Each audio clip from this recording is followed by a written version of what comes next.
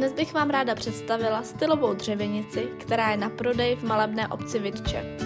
Má užitnou plochu 91 m2 a rozlehlou zahradu o velikosti 1247 m2. Tento dům je před dokončením, takže nabízí skvělou příležitost přizpůsobit si interiér podle svých představ. V přízemí najdete částečně vybavený obývací pokoj s kuchyňskou linkou a koupelnu s vanou.